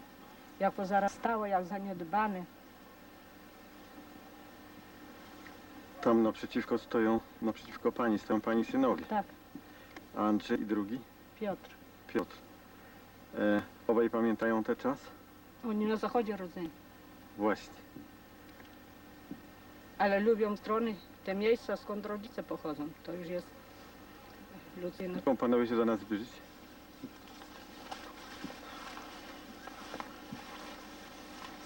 Stoicie teraz na ziemi ojczystej, na ziemi rodzinnej, bo tutaj, jak słyszę, wasza wieś kiedyś była. Nazywała się ta wieś? Czertyżyn.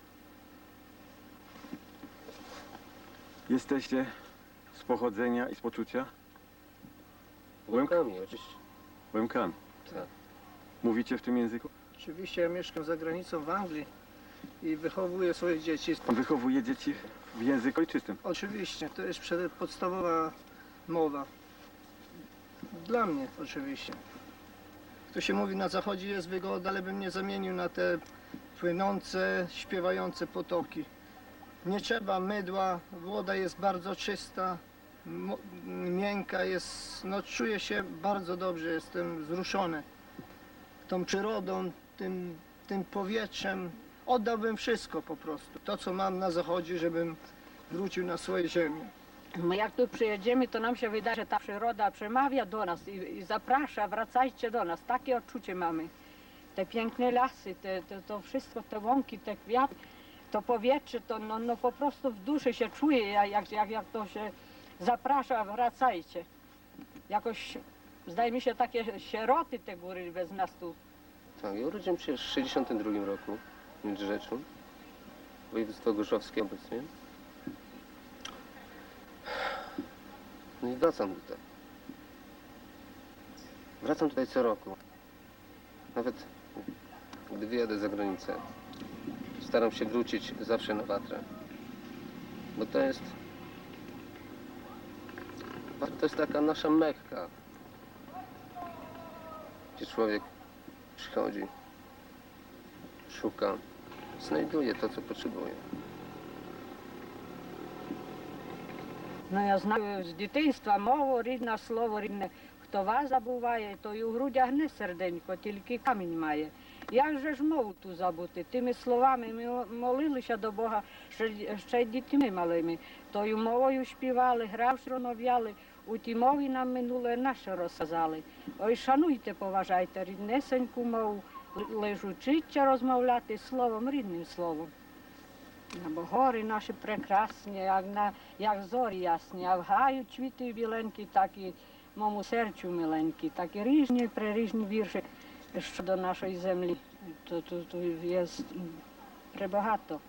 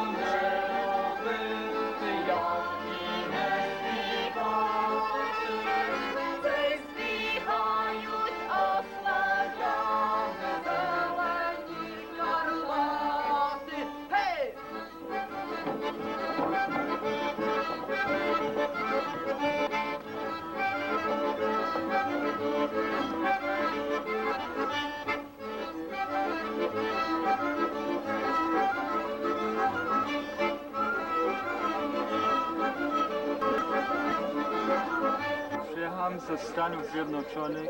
Jest to, przypuszczam, że 7. raz na Łemkowszczyźnie.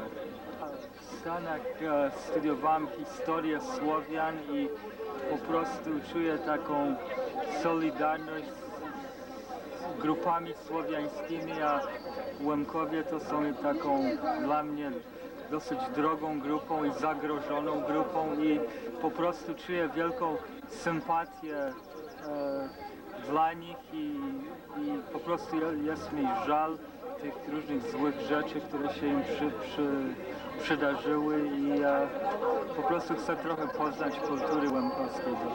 Jak przyjrzymy się bliżej historii państwa polskiego, nie z punktu widzenia jakichś filozofii materialistycznych, to zobaczymy, że tradycja państwa polskiego była wieloplemienna i było z tej listy naszych narodowych bohaterów, to może tam się znajduje ile hitów i Białorusinów, i Ukraińców, i Litwinów i tak dalej. I po prostu kto jest antagonistycznie nastawiony do tych grup, to idzie wbrew patriotyzmowi polskiemu i ma wypaczony obraz tego, co była ta nasza Rzeczpospolita trzech narodów. Ja mówię, przecież Rusinami byli ludzie tacy jak Mickiewicz, Kościuszko, Chodkiewicz, Czartorysy, Szeptycy, Sapiechowie, Sanguszkowie i nieskończona ilość wielkich ludzi. Na przykład książę Ostrocki, wielki obrońca prawosławia, również prowadził armię polskie przeciw Moskalom, ale kto o tym wie? Więc tradycja nasza była wieloplemienna i była czymś oryginalnym. Tak jak wspomniałem wcześniej, wielu Polaków cierpi na kompleks niższości w stosunku do Zachodu i próbują się za wszelką cenę zrobić Amerykanami czy Anglikami, odrzucając swoją własną kulturę.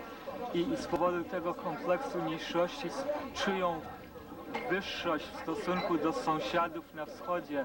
Ale to jest też, ja mówię, fałszywy obraz. My nie jesteśmy ani częścią wschodu, ani zachodu, tylko stworzyliśmy własną, genialną syntezę elementów ze wschodu i zachodu i są te wszystkie źródła co do jednego morza wpływają. Tak jak mówiłem, lechickie, rusińskie, litewskie, nawet ormiańskie, tatarskie i tak dalej. Proszę zobaczyć przedwojenne podręczniki takie jak Brucknera Dzieje kultury polskiej. Przecież on też uwzględnia i Ruś, i Litwę, i Ormian i tak dalej. To jest ta Polska.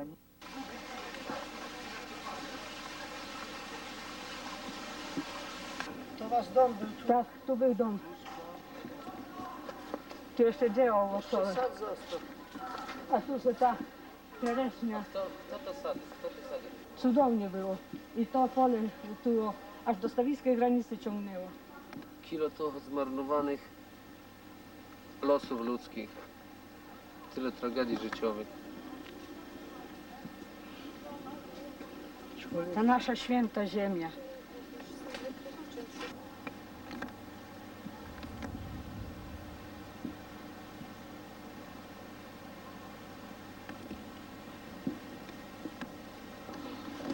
Za wszystkich ludzi wysiedlonych pod Matkę Boską. Tak obejmowałam w nocy ze śnie. 2 razy mi się tak śniła. To była miłość nadprzyrodzona, nieokreślana, nie można ją było określić słowami.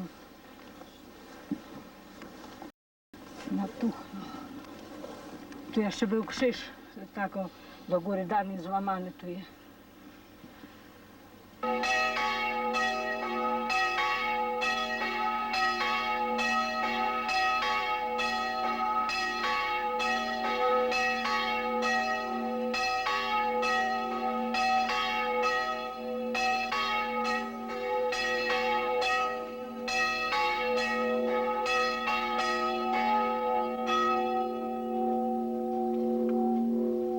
Слава Ісусу Христу! Ваше Преосвященство, наш дорогий архіпастир, щиро радію наші діточі молоденькі серця з того, що можуть видати свого владику порожі нашої церковці. Бажаємо вам в душпастерській службі благословення Божого, доброго здоров'я. Просимо о молитву і благословення для всіх нас.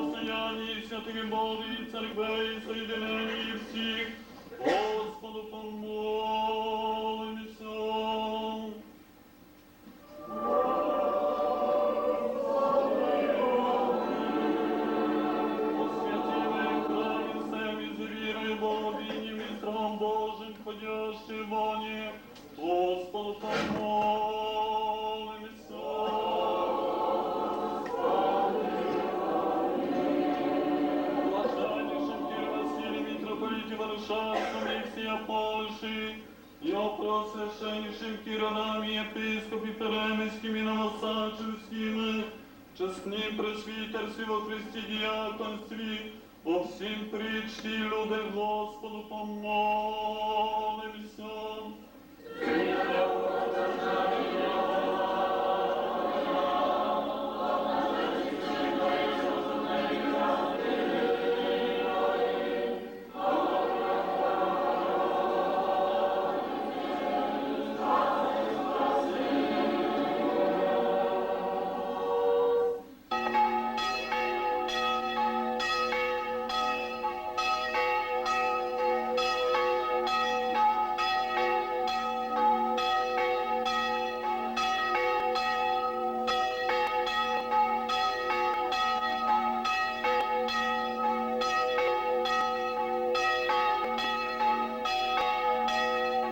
jestem młodą Łemkinią.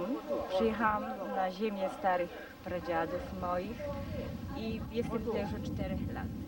Początkowo nie miałam takiej świadomości czysto łemkowskiej. Było mi to raczej obojętne. Miałam świadomość łemkowską, że jestem Łemkinią, tradycję dbam, ale również w tej ogólnej kulturze ukraińskiej często zapominałam o tym, że jednak należy myśleć o tym, żeby nasza kultura, stare, nasze łemkowskie tradycje nie wtopiły się w tą piękną, bardzo dużą kulturę ukraińską, którą bardzo szanujemy i chcielibyśmy, żeby nasze tradycje łemkowskie właśnie w tym krajobrazie etnicznym Polski były właśnie obok również kultury ukraińskiej, nie wtopiając się, że tak powiem, w nią.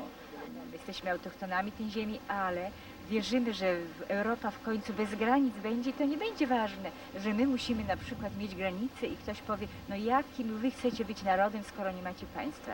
Może naiwnie wolno mi pomarzyć, że jednak może będzie już niedługo właśnie taka Europa bez granic, kiedy te granice w końcu nie będą musiały być ważne, że po prostu będą mogli ludzie przemieszczać się, poznając właśnie inne kultury, tradycje.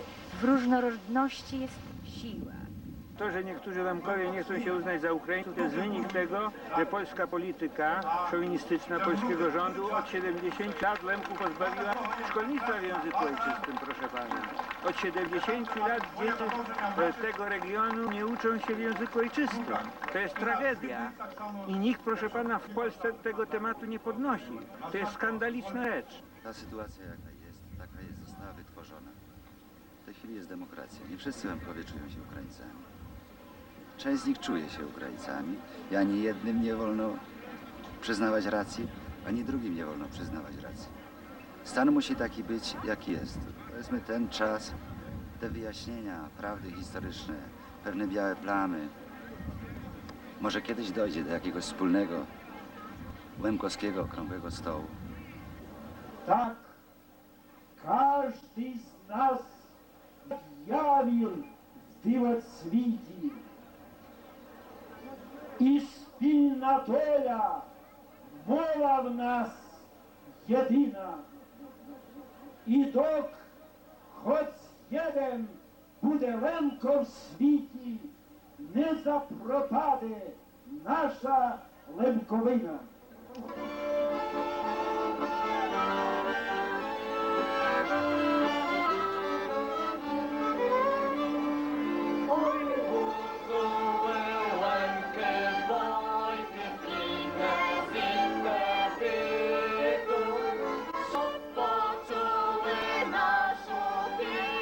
Oh